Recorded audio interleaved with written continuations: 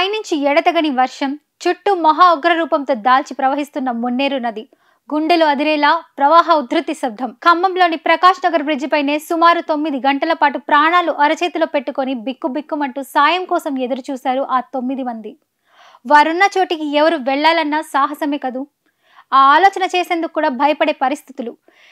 NDRF సిబ్బంది తమ ప్రయత్నాలు చేస్తున్నారు. హెలికాప్టర్లు పంపించి కాపాడాలన్న వాతావరణం సహకరించని దుస్థితి. విశాఖపట్నం నుంచి డిఫెన్స్ హెలికాప్టర్ రప్పించి కాపాడాలని ప్రయత్నించిన రాత్రవడంతో వాళ్ళు కూడా చేతులెత్తేశారు. అప్పటికి 9 గంటలు గడుస్తున్నా ఆ 9 మందిని కాపాడలేకపోతున్నందుకు ప్రభుత్వంతో జనాలు తీవ్ర ఆగ్రహంతో ఉన్నారు. అదే సమయంలో అక్కడికి స్థానిక మంత్రి తుమ్మల నాగేశ్వరరావు రాగా ఆయనకు స్థానికుల నుంచి తీవ్ర నిరసన సెగ ఎదురైంది.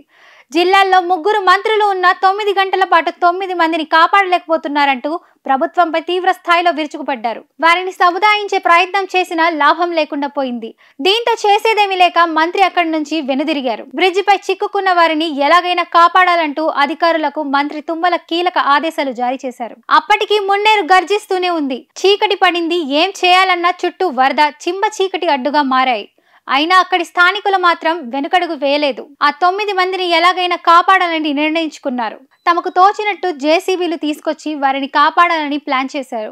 అయితే అంత భయంకర వరదను ఎదిరించి ప్రమాదమని తెలిసినా అక్కడి వెళ్లి ఆ 9 మందిని కాపాడేందుకు ఎంత గుండె ధైర్యం కావాలి? మరి అలాంటి వ్యక్తి ఎవరు? అంత తెగ ఎవరికి ఉందని మదన పడుతున్న సమయంలో నేనున్నానంటూ ముందుకొచ్చాడు ఓ జేసీబీ డ్రైవర్. పోతే ఒక్కడిని పోతా, వస్తే 10 మందిని 9 మందిని కాపాడిన జేసీబీ డ్రైవర్. ఇంత చీకట్లో వద్దు, చాలా ప్రమాదం అంటూ అధికారులు వారించినా పోతే ఒక్కడినే, వస్తే 10 మందిని అంటూ హీరో రేంజ్ లో డైలాగ్ వదిలి స్థానికులు ఇచ్చిన ధైర్యంతో ముందుకు కదిలాడు.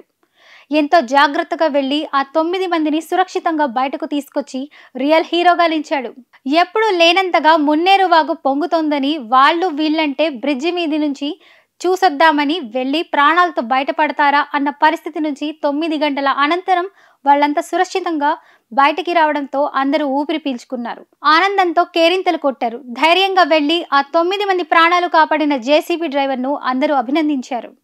ఆ డ్రైవర్ను మాజీ మంత్రి పువ్వాడ అజయ్ కుమార్, ఎంపీ వద్దిరాజు, రవిచంద్ర స్వయంగా కలిసి సన్మానించారు కూడా. ఇదిలా ఉంటే ఎడతెరిపి లేకుండా కురుస్తున్న వర్షాలతో వాగుల వంకల్లో లోతట్టు ప్రాంతాల్లో చిక్కుకుపోయిన బాధితులను ఎన్డీఆర్ఎఫ్, ఫైర్ పోలీస్ సిబ్బంది కాపాడుతూనే ఉన్నారు.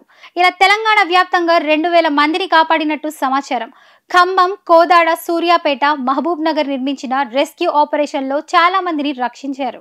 ఖమ్మంలో ఒక్కరోజే 1000 మందిని రక్షించినట్టు తెలుస్తోంది. ఇప్పుడు ఆపరేషన్ లేకుండానే మోకాళ్లకు ప్లాస్మా ట్రీట్మెంట్. మీ ఆర్థోపెడిక్ సమస్యలన్నిటికీ రోబోటిక్ టెక్నాలజీ ద్వారా తక్కువ ఖర్చుతో శాశ్వత పరిష్కారం. Free consultation. ప్రతి ట్రీట్మెంట్ పై 20% డిస్కౌంట్. ఈ ఆఫర్ కొద్ది రోజులు మాత్రమే. త్వరపడండి. V9 hospitals 9281 465 842.